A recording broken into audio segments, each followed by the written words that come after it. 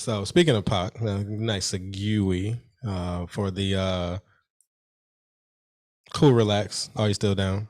2001. No, we're talking about 97. Okay. The first Are You Still Down? Okay. The song. Okay. Right. The album came out like 98, 97. Which didn't make no sense. So I'm talking about the Tupac album. Oh, the one with RL? Yeah. Okay. Yeah. That was dope. I fucked with that album. Okay. But they talk about how him and Tupac connected for the song. Mm-hmm. It wasn't just after he died and they threw him a verse and they put it together. He says his name. Yeah. He wants you, John. She wants you, John. So, yeah. So that was an interesting story of how that came about. He was in NY. He had a homeboy that knew Pac, was like, hey, homie, I'm down here at the How Do You Want It video. I'm at the stew. Nah, they was at the stew, but they was at the video. That's different. Oh, with Casey and Jaja. And Jaja. Had Heather Hunter there. He had all the women there. So he came Those down. weren't women, sir. He had all the honeys there. So porn stars. So John make it all the way to the video shoot, meets Pac, and he's playing some beats for Pac. Pac started freestyling. Yeah. It's like, hey man, we're gonna, get up and do some music. And he was like, oh, okay, cool. Like, all right, everybody say that. And then like a couple of weeks later, he gets to get a phone call like, hey, come down to the studio, So he said that he pull up, hop out, he see a Bentley, and in the driver's seat was the Bonafide album. Now, I thought about that. I said, what if Pac would have Cleo'd that shit and threw that shit out and the shit was on the ground when he got out the car? I think Are You Still Down is what killed Pac, but Is that what your meme conspiracy theory is coming in? Is that where part of it? Okay. It's part of it. So yeah, so when I say Cleo, we talking about Set It Off, I suggest you. We just did that show. Meme number 9, Trey.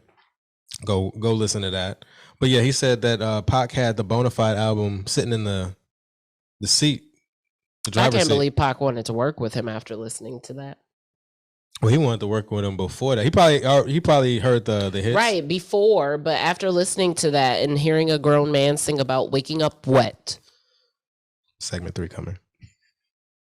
So he pop up to the stew and got the beats, playing some beats for him. And then Johnny J. Or the Fantasy on Elm Street. Johnny J put on the Are You Still Down beat. And he was like, John B was like, hey man, fuck my beats. That shit is popping for the most part, paraphrasing. So then they started to, connect and, talk about, pretty much structuring the song, what we want to talk about, Who's that boy that Mary J. Blige had sex with? Danny Boy? Allegedly. Allegedly. We ain't out here gossiping. Allegedly, but I heard a story from Christ last week that was supposed to be Danny Boy's song. With the Are You Still Down beat? Yeah. Interesting. See, Christ, you was here, but you can explain. Yeah, give us some more depth. I heard a story from Christ. It was like a quick phone call. When I told him in the group chat I was finna call him, that's what he told me, and then he was like, "I'll call you back," and didn't. You know how Christ does. Right. So yeah. So they was in the studio. They vibed out, did the song. Now, John tells a story like that. They was drinking Hennessy, whatnot, and he was getting drunk and anything's possible. And he was slurring words and couldn't get it together. And Pac pretty much had to put his foot down, like, "Hey, no more Hennessy for John. I need you to sing it right." Now, as I did with the Jackson series, I was able to get my hands on in the Jackson series because you remember the scene where they were singing the the national anthem. So I actually found a real recording of that and played it on the show. Can you please put the shit up on Spotify? I got other stuff to do. I got the videos. Just got the videos up. Nigga, you been off. It don't matter. Shit, don't want to lay down and chill, but But so I was able to get my hands on the national anthem from the Jacksons. I played that. So you're about to play me some raw Buck vocals. Yeah. I'm not ready. So as I said, John B was fucking up, slurring words because he was drunk. Pac was like, "Hey man, I need y'all to get this right." So you ready? I'm never ready. Are you ready? Then how'd I get to this shit? Let me got some new sounds. You ready? I'm ready. Let me hear the song. Let me hear the song now. We don't have a song. You don't have one? No. Then make one up. Farewell for Beauty Academy. You can do better than that. I said Wilford Beauty Academy. Wilford Beauty Academy. Academy. Yes, it is. I'm doing it.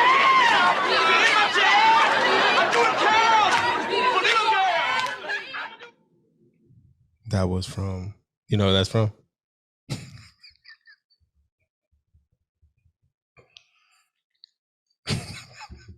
Are you all right? Nigga, what was that? Living Color. Your boy Tommy. I had steeled myself to listen to some He thought it was some actual vocals. that I was about to hear some unengineered raw Buck vocals. It's the same thing with the national anthem. That's probably not it. Was it really the national anthem? Of course not. That was the beauty of it.